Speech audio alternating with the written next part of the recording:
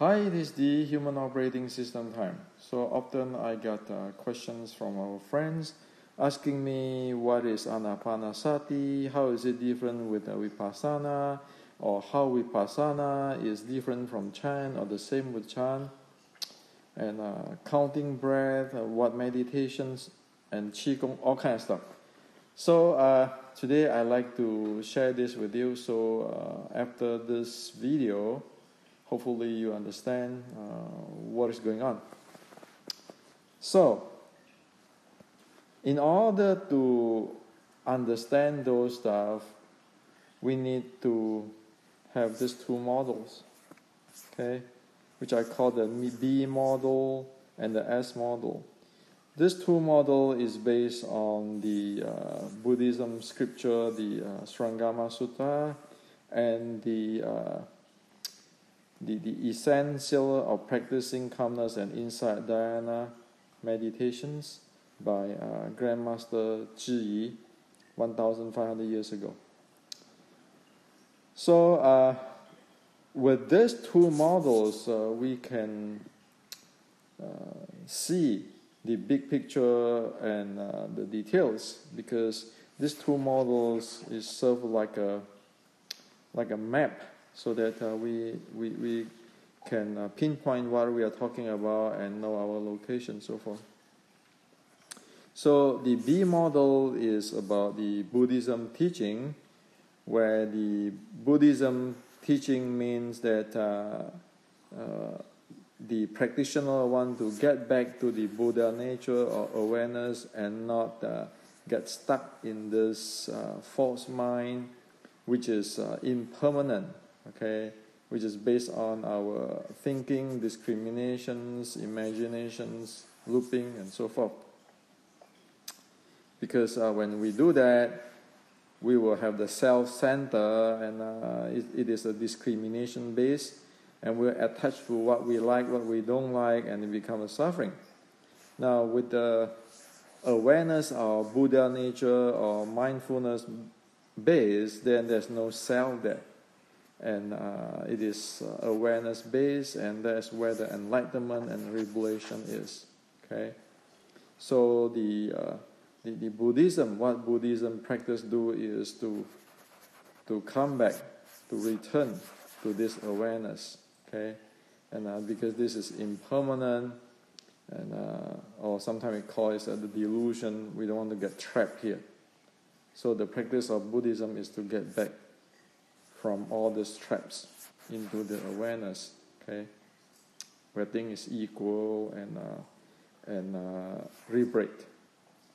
Now the S model is the model show when one cultivate or practice Buddhism or meditations, how one travel from this intelligence world into the natural world, from us, the ordinary human being, to the Arhat or the Buddha level. Okay. So this two model is important, so that it be able to tell us where we are, what are we facing, what is the limitations, and it's based on these two classic. This is a sutta because it is spoken by the Buddha. This is a sastra because it is spoken by a grandmaster who is not Buddha, okay? But it is an authentic, the person who really know the Buddha's teaching. Now, let's get into this, okay? Here we say there's a false mind here. Well, in fact, this false mind loop here is much complex than what this we call it false mind. Because this false minds in today's model, we can model it as at least there's 3 loops there. Okay, the first loop, second loop, and the third group. So the first loop will be like our physical body, our human from born as a baby, and then get to old age and die. Okay, so this is the first loop, the loop of death and birth. And then the second loop is the loop of how we live our life in different times of our life. Like when we are 15, we meet with friends.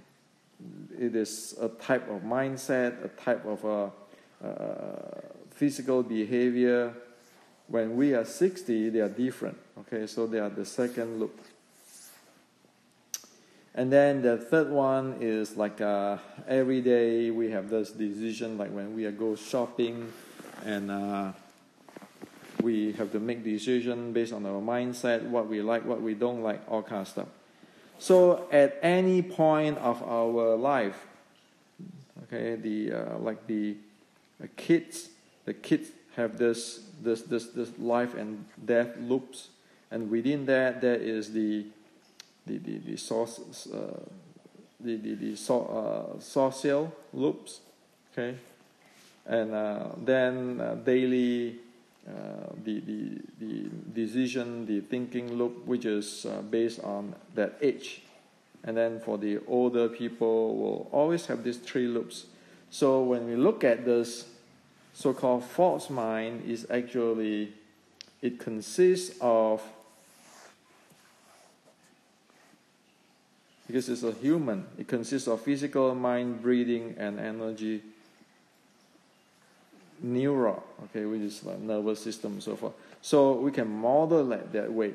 So even though it just say, well, this is a false mind, it is actually more than that. Okay, it has to involve in all these four layers and then the three loops. Well, if you look at this, if we want to make a decision on buying certain thing, not buying certain thing at different age group, that's easy to change. Okay, easy to influence. And then for the social with people, with friends, and how we live our life at a certain age, that also can change, but it's not as easy, as simple as this one. Okay, where we make decisions, short-term thing. This is the intermediate thing.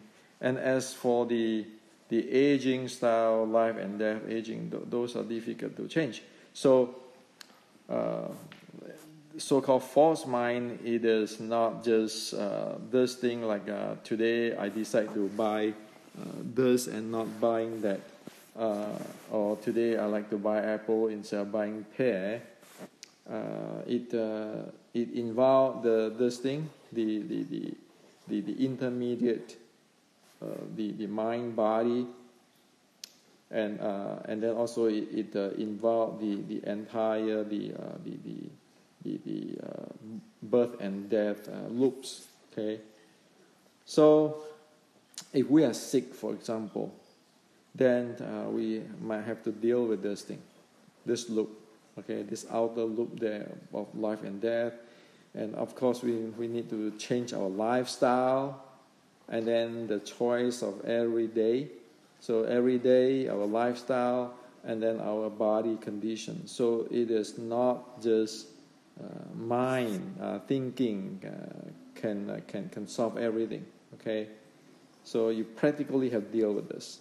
Now, this is actually in the Surangama Sutta, as it said that at their source, these five skandha raised in layers, their arising is due to consciousness, while their cessations begin with the eliminations of form. So what did they say is that, you have your thinking here, what I like to buy, what I don't today in the short term, but it is based on this form. This is the physical, okay, and it influenced by this thing. So it comes layers and layers. Okay? Instead of just solving this and then you think everything's solved. No, it is having these two loops or layers of skandhas there. Skandha is the cover. You can watch my video on the five skandhas. Okay.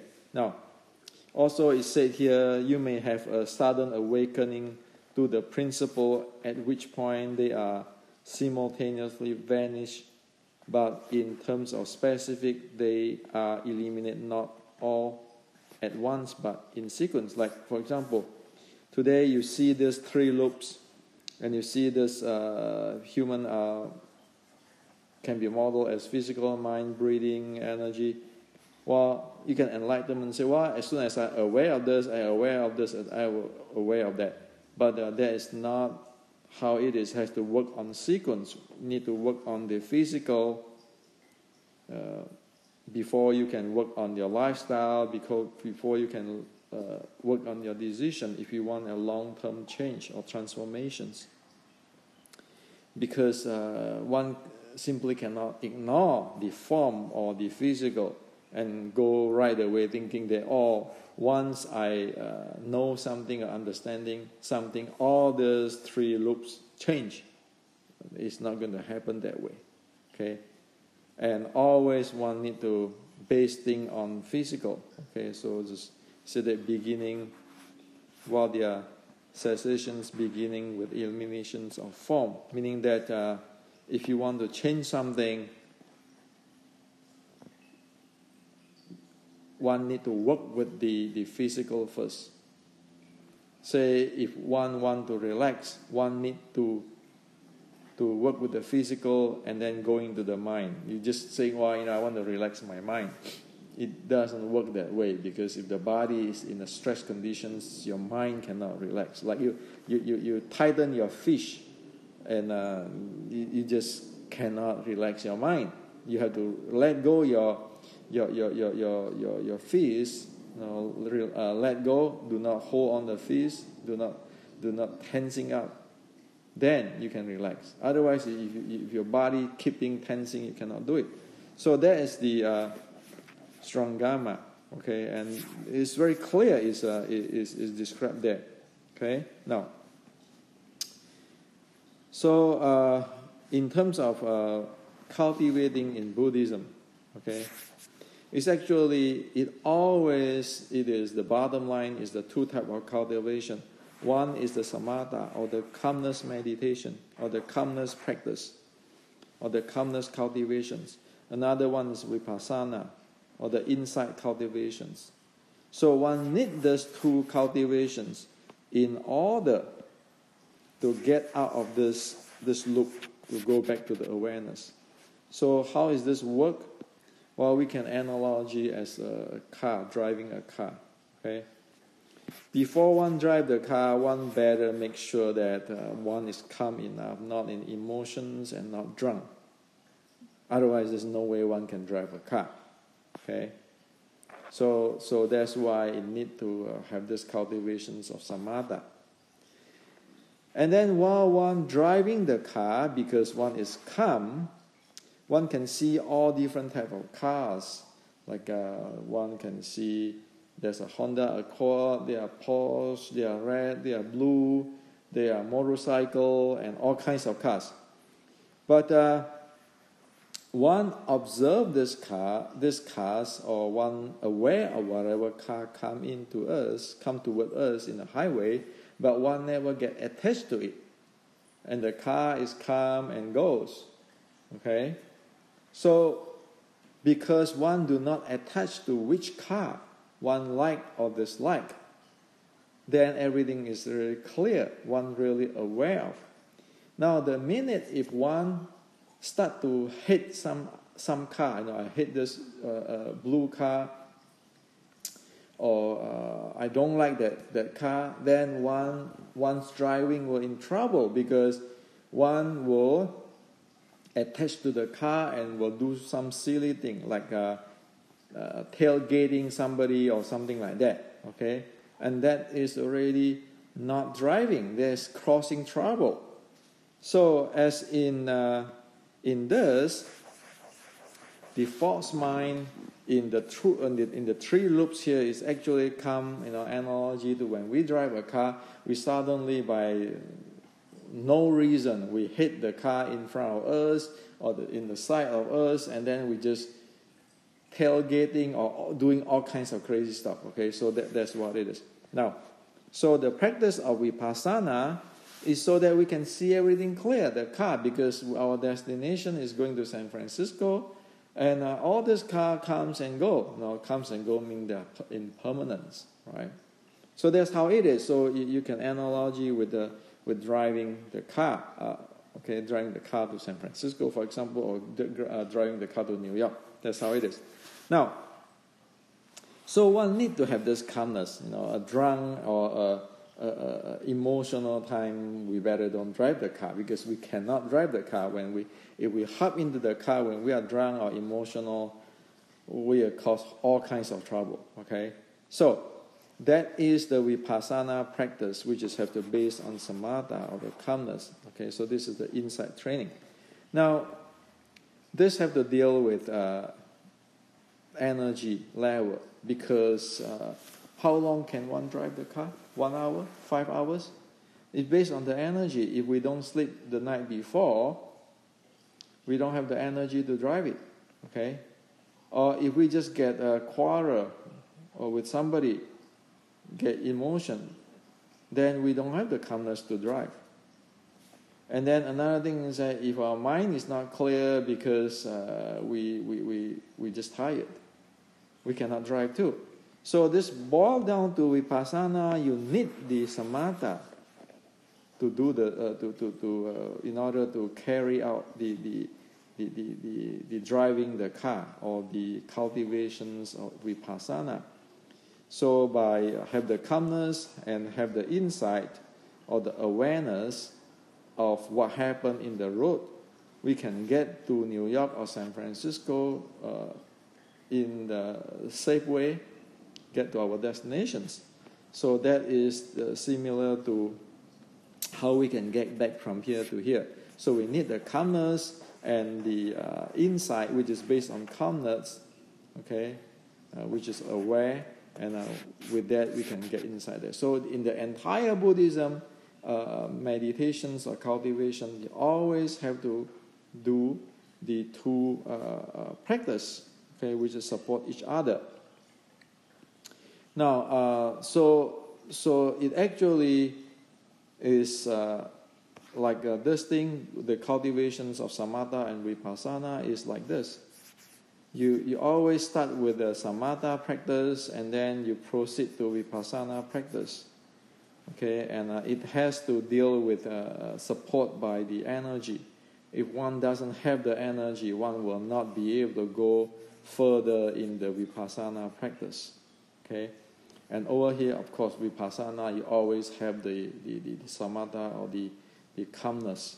Okay, so you have the insight and the calmness practice actually at all stages. But at the beginning, like checking are we drunk or not, the calmness practice is the priority.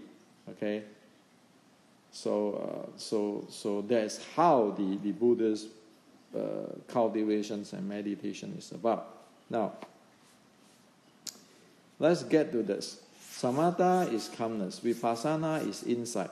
Anapanasati is aware of breath meditation practice. Sati is aware or mindful.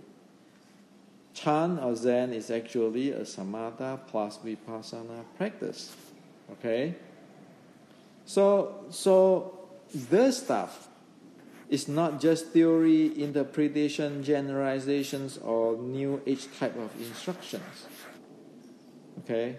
So Zen is not just a theory or philosophy or reading Quran, the Gong'an and the Zen talk. It's not. You need to develop the samatha and vipassana. Without the samatha and vipassana, it is practically hopeless. One really don't go anywhere. Okay. So if we look at this Anapanasati, okay, the awareness of breath. So what is that? That is actually a training, a cultivation of both samatha and vipassana. So in Anapanasati, at first when we do the counting of breath, that is actually the samatha. This is putting the development of calmness as priority.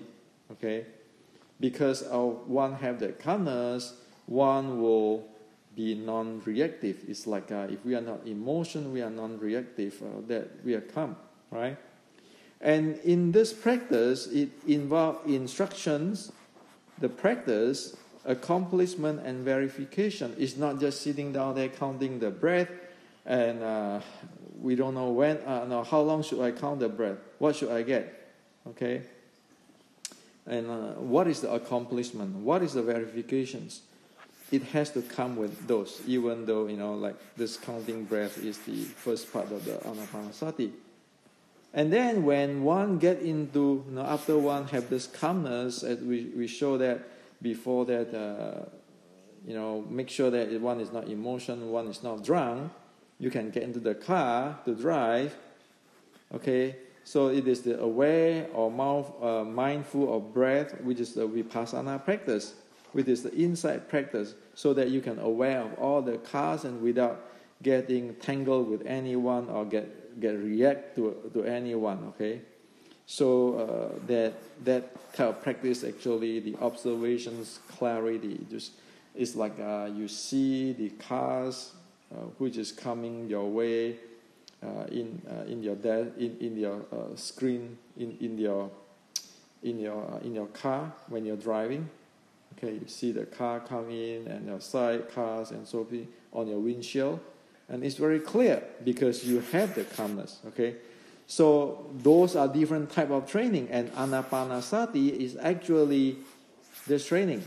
To train that analogy that you see every car and aware of every car which come your way while you're driving without get attached to any one of them and react. That is the training of the Anapanasati. Okay, so it is a Vipassana practice. However, Anapanasati itself have both practice. Okay, one cannot simply jump into this practice because one don't want to be like analogy with the driving. You're drunk, you get into the car and you drive the car and then you create all kinds of problems. If you don't have calmness, you don't reach the accomplishments of the level and the verifications. You go right away into the aware or mindful of your breath. Then you get a whole bunch of problems because your body, you might not even be able to sit straight.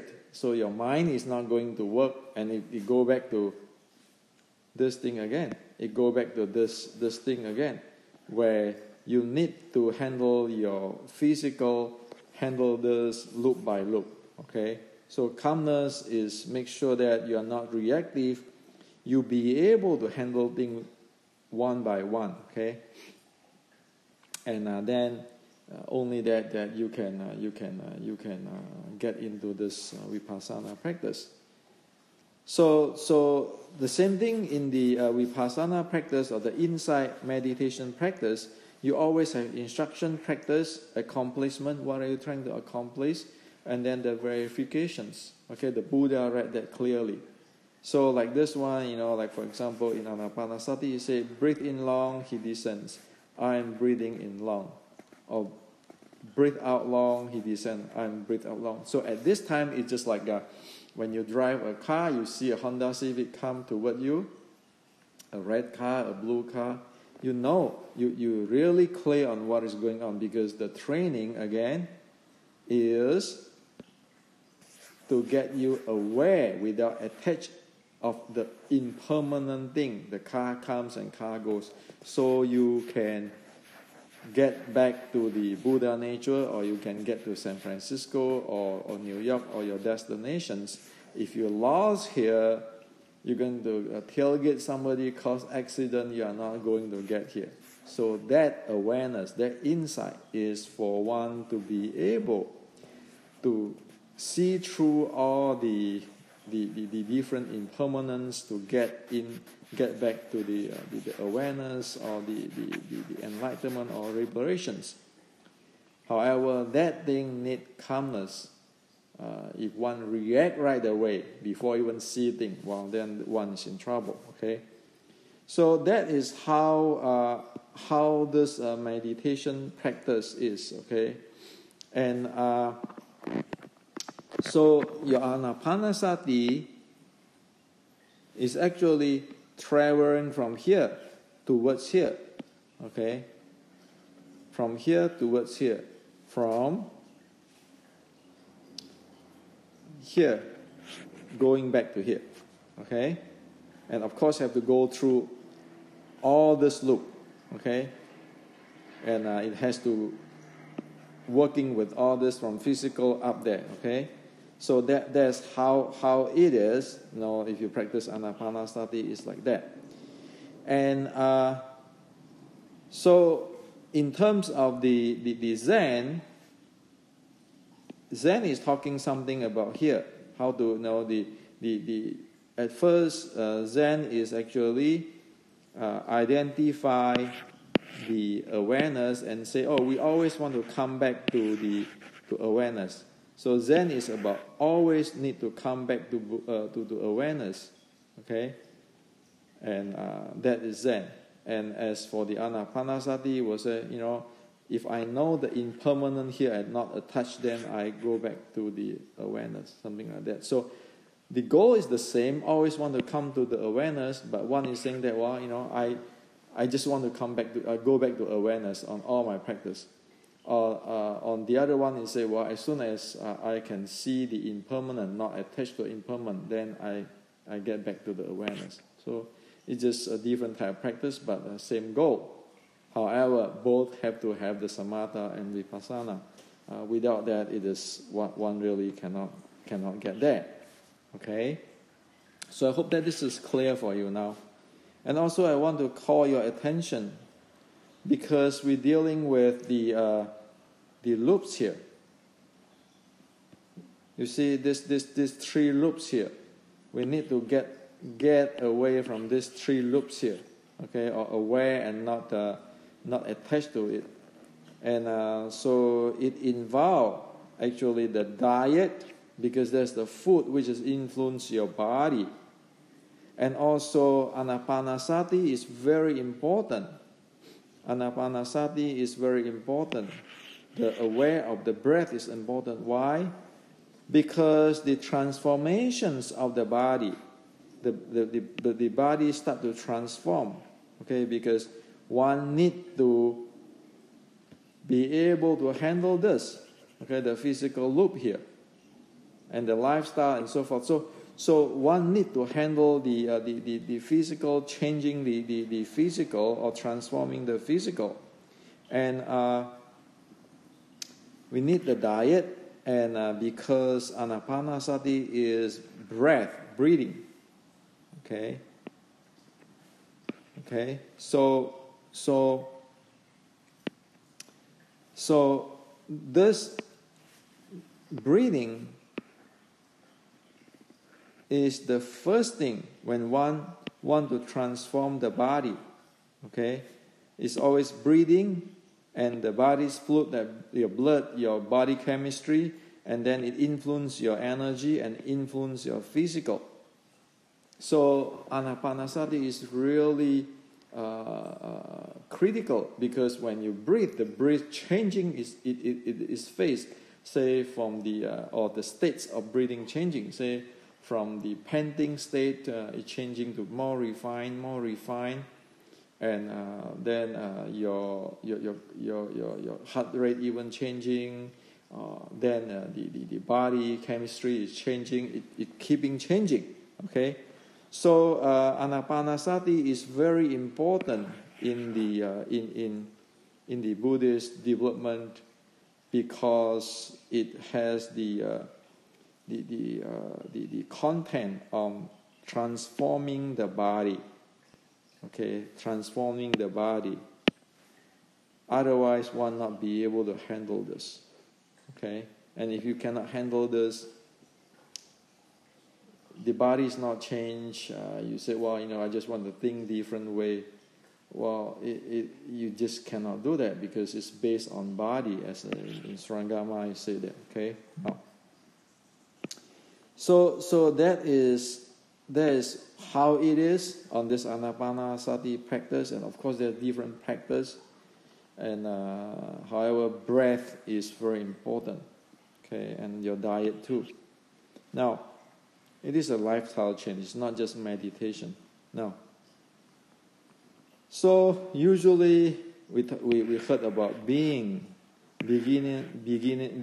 mind, empty your cup, living in this moment. So what are they? Well, beingness or being is actually calmness. Beingness is just mean not reactive. Beingness.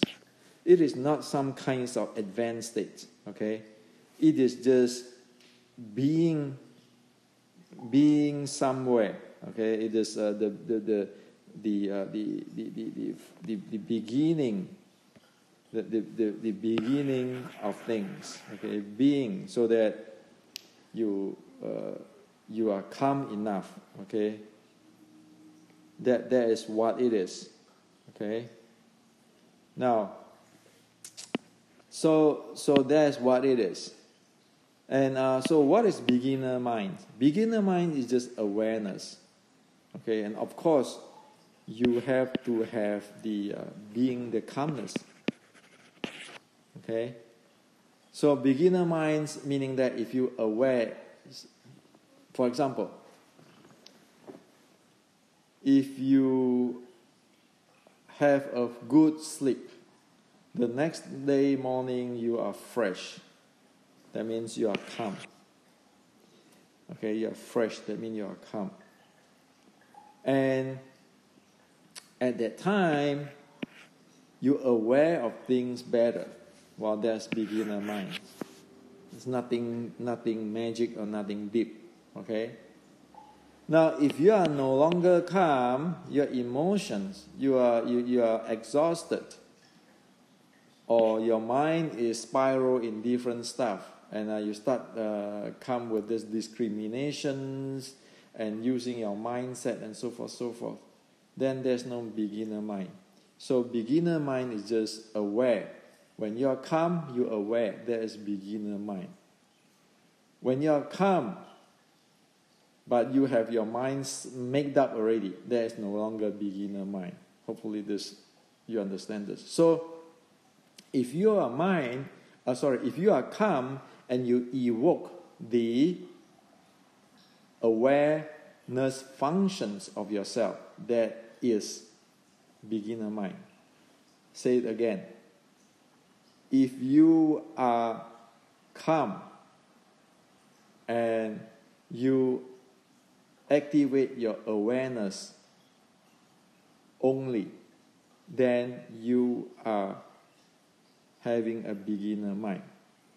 If you are calm, but you already have your mind set up for a certain thing, like you like this, you don't like that, then you don't have the beginner mind, because you no longer use your awareness, but you are using your thinking. Okay? So, hope that this is, you understand this. Now, empty your cup. Empty your cup is just beginner's mind. You are calm, you activate your awareness so that you be able to hear what other people say. Now, if you are calm, but you already make up your mind, you are not going to listen, you are not going to hear what other people say. Okay? So, beginner's mind and empty your cup, they are the same thing. And being is just calm down. Okay? Calm down, and you don't do other thing else, you just calm down. That's being. Okay? So, live in this movement. Live in this movement is just being. It's just calm at this movement. Okay? And you do not start any thought. Okay? That is just living in this moment and being. So in today's world, when people talk about being, just calm down. Okay? And it say it is not you set up any kind of mind. Okay? And then living the moment, that's what it is. The key is it is not reactive type of state. Being there, okay, you are not reactive. You are not want to go anywhere. Okay, just come down there. Live in this moment, the same thing. And then beginner's mind is just the awareness supported by the calmness. Empty your cup is just awareness function supported by your calmness. Okay? So that's how it is. So being is just here, around here. It's not some kind of high advanced state. And being aware, beginner mind, empty your cup is just here. Okay? So being and live in this moment can be here. Okay?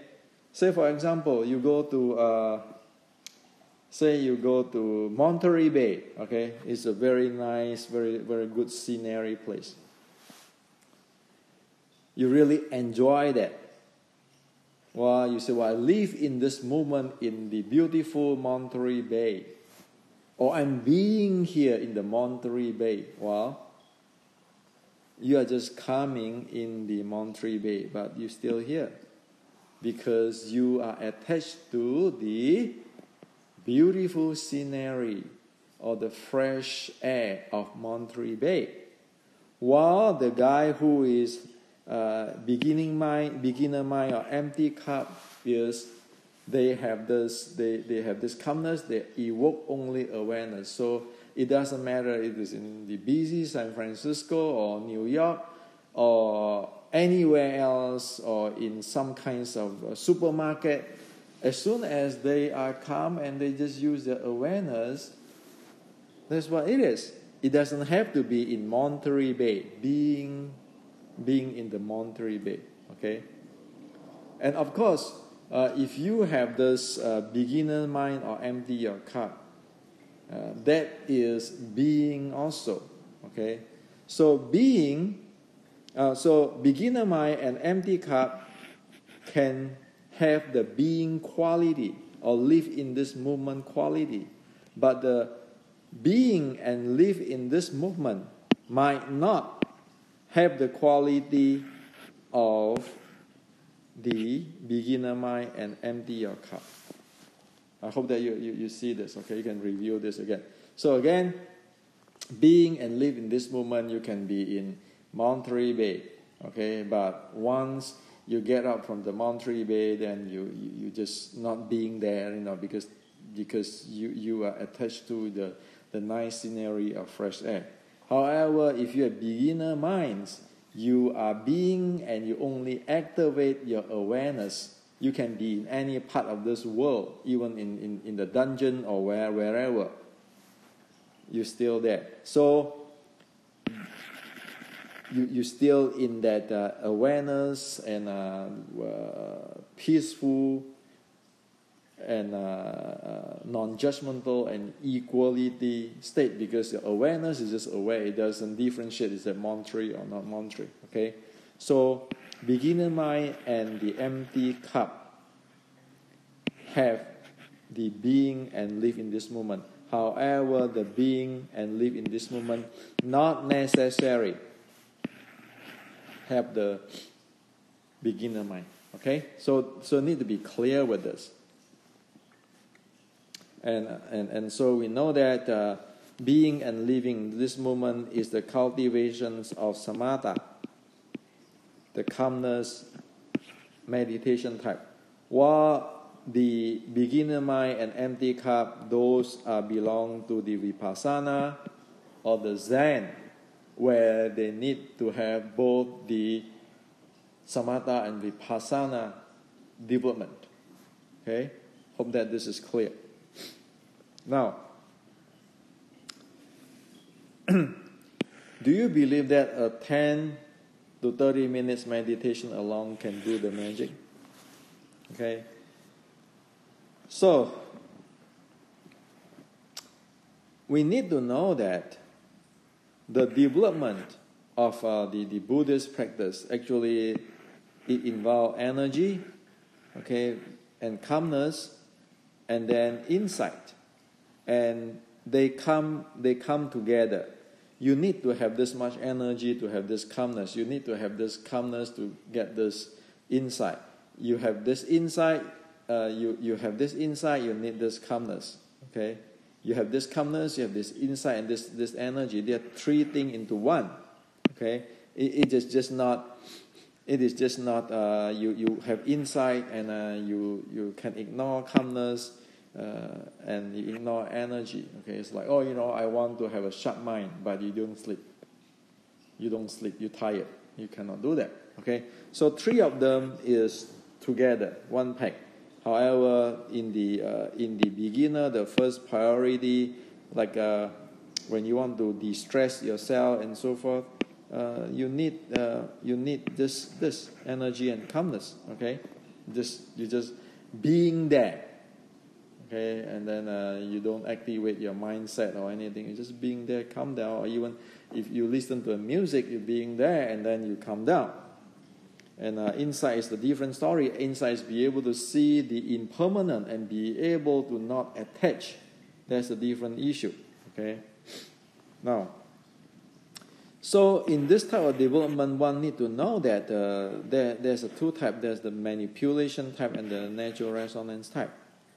So the manipulation type usually is like, you scan your body, you count your breath for 5 minutes. And then you say, I can calm down this and so forth, or listen to a poem or music, so forth.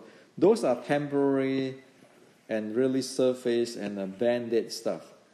While the Buddha's cultivations from the ordinary people to the non-attached, okay, or from this get up from this fault mind to enlightenment, is a different story that involve a lifestyle change so that one can penetrate or one can illuminate, okay, or not attached to these three loops, which one can change this, transform these three loops. They are different things.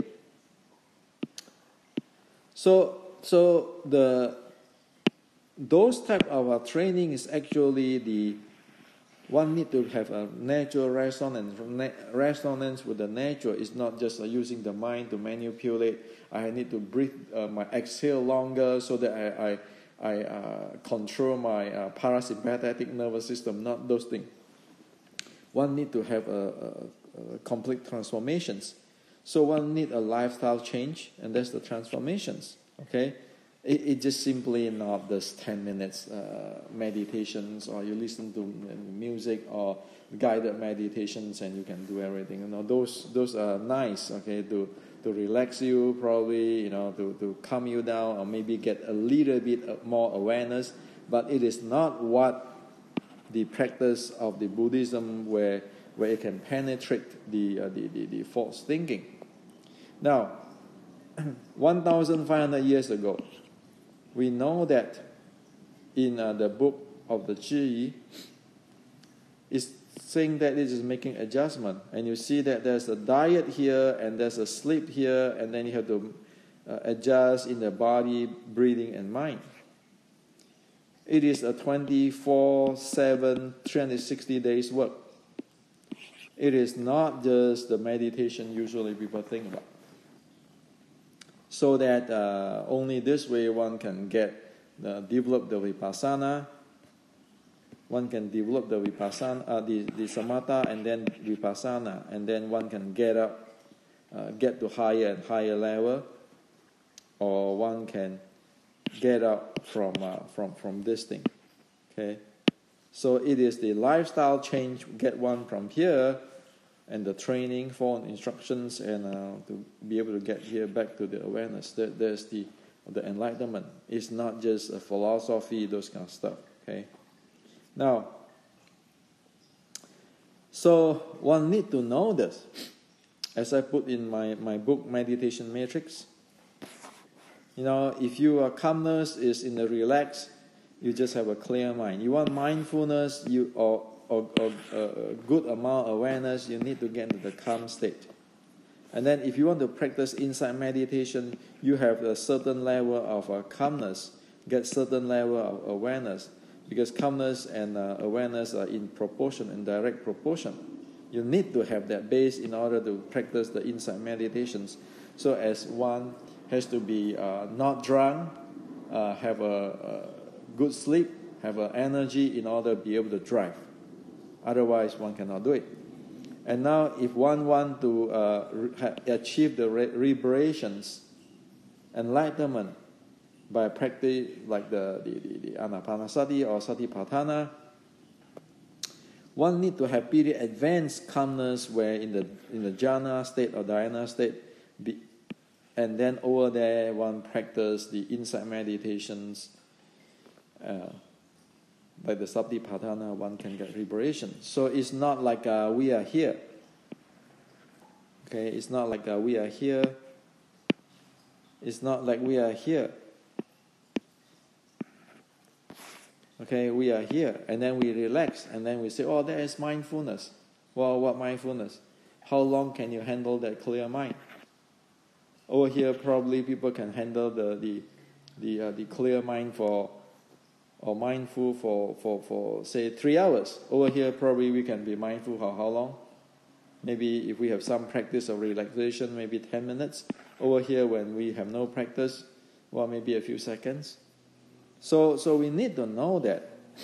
And in calmness meditation practice, those who have calmness meditations, 30 minutes of calmness meditation or samatha can drop their heartbeat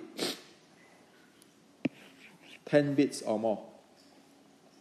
Okay, this is heart rate.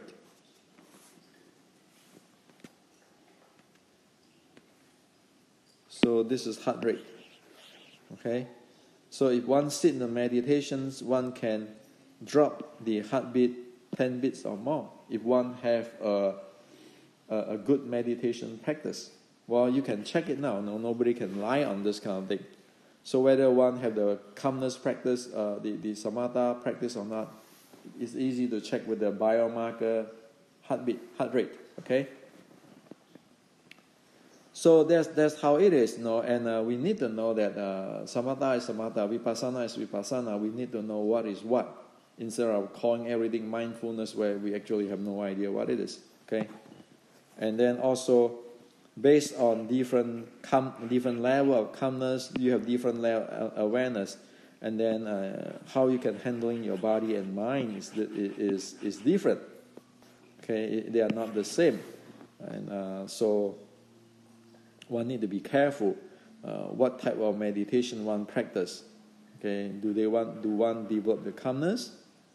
Have one develop the awareness? Where are one? Okay, and of course, one need to deal with those 4-layer models as I put in the meditation matrix books, and also how the physical body has to be handled.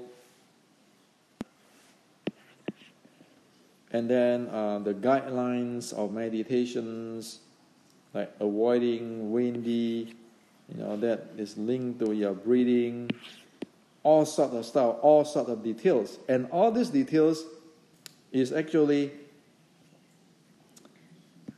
if you read these books, there are many, many things over there. And in my books, I add in more things, okay, because you have 1,500 years of practice there, and there are many things we need to avoid that. Now, up to here on the Buddha's samatha and vipassana practice, and we can get into the Chinese healing art of the Qigong. Well, actually, they are related. Okay, they are not isolated. They are related. So what happens is you look back into this book again, the 1,500 years old book. This is the 1,500 years old truth that influenced the Chinese medicine, Qigong martial and medicine. Because this book actually is influencing all this stuff. Okay? And if you look at this, you can see it clearly. So the first thing is say that here. Okay, if you want to talk about healing, that means, you see, there are 3 different categories of cause base for becoming afflicted with disorder. The first consists of the excess and deficiency of the four great elements, meaning that the four great element is this.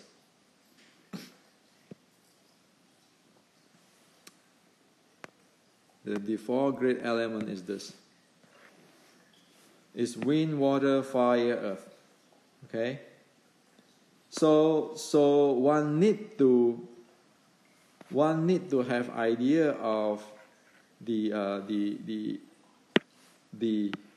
excess or deficiency in the four elements and the five core organs, as discussed earlier. Okay, so organs, human's organ, physical. Okay, and then he said that disorders such as this are very easy cure if they are treated immediately when first contracted. Okay, if they go on for a long time, however, then the pathology become established. If the body become emaciated and the disorder become anchored in place, then in proceeding with treatment of it, it may be difficult to bring about cure. Okay, so this is said 1,500 years ago. Okay, you need to deal with your four elements, which is your breathing,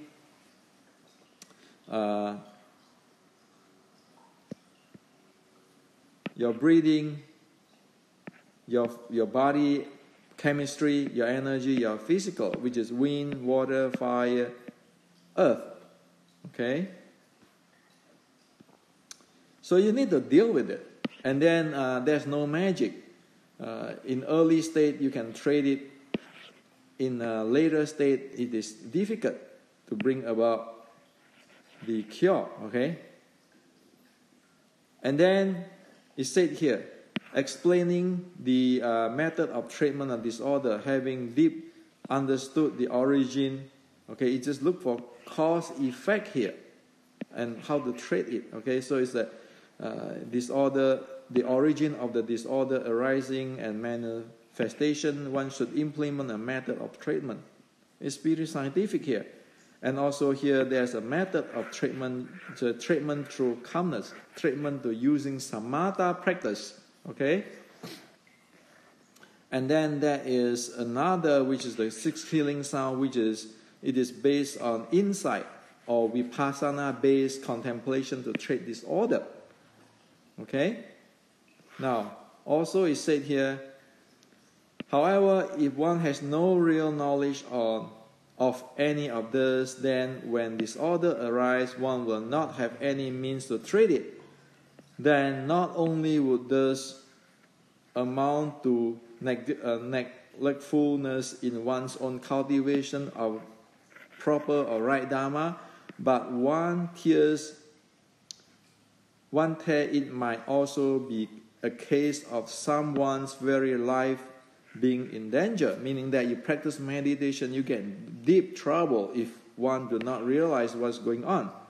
Therefore, one who wishes to cultivate calming and insight, meaning that samatha and vipassana, must well understand the treatment technique based in one's own mind. Those techniques are not limited to single approach. The realizations of the concept is something particular to each person. How then could one be able to transmit such matter solely through writing? Okay? So 1,500 years ago, this is the root of your healing art and Qigong. That is how scientific they are. Okay? It is not what people think today. You look at people saying, this meditations can heal this, that meditation can heal that. Those are really sloppy stuff. Look at what happened 1,500 years ago. They are really detailed. They know how to handle this issue, disorder by samatha or vipassana. It's not everything mindfulness. It's not. Or everything Qigong. It's not. Okay? So this is the truth, the reality. So finally, we want to look at what do you really want? What is your mindfulness meditation do? What is this Qigong and healing art is about? Where are they? Is that number one here, we talk only philosophy?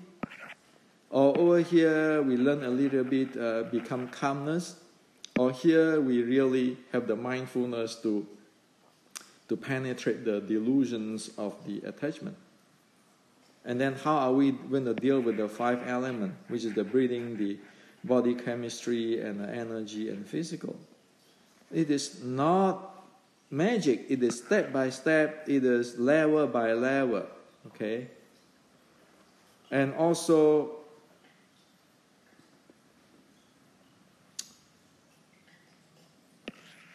like you can have calmness here, samatha, and you still in here. Say, for example, if people say, you know what, I want to learn, say, today, you can hear, mindfulness meditation, so I have a better relationship with my wife, or I have better sex.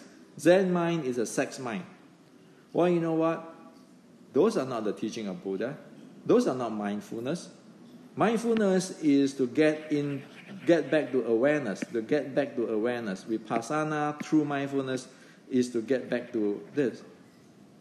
Those type of Zen mind is the sex mind, or I want to have mindfulness so I can work better, more effective in my working, I live better, I enjoy things better, I can be non-judgment. Well, those are based on the false mind. Those are not the mindfulness again here. Why? This is a conditional non-judgmental. It's like, I should be able to not judge you. That is, have a mind and discrimination thinking there. The real non-judgmental in mindfulness is, as soon as you have your calmness and evoke your awareness, awareness knows things, but it never judges. What it judges is the mind, the thinking, and discrimination. The minute you have the thinking and discrimination, you are no longer mindful. Sorry to say that, okay? Many people might say, well, this is mindful, there's mind. No. Why? If you're really mindful, you see everything is impermanent. You go back to here. Why do you want to go have a better sex? When you have a better sex, you want to have a better sex, meaning you are attached to the sex already. You're attached to your mind already. So there's false mind stuff. Okay? So mindfulness, the reality is you have to have your calmness, non-reactive, and then you develop your Vipassana, insight, observation, clarity. Okay? So that's how it is. So ask ourselves, what do you want to do? What are you practice? It's a cause and effect world. Will you get from A to B with a proper cause and effect? Or you just saying, well, I want to go to B. Like I want to go to San Francisco, but I'm just sitting at home. Well, when I get to the San Francisco, I'm just sitting at home. No way, right? So meditation is the same thing. We need to differentiate what is going on, okay? And the ancients, as I show in this two scripture, it is there clearly written. There's no point for us to reinvent wheels, to guess, to try and error, and then saying that, scientific back this up, back that up. Well, you have 1,000 years of data here. Why don't you just go look at what it is instead of just reinvent wheel? And like everybody's expert these days, okay? But expert of what? If we cannot differentiate what is going on. So this is for you today.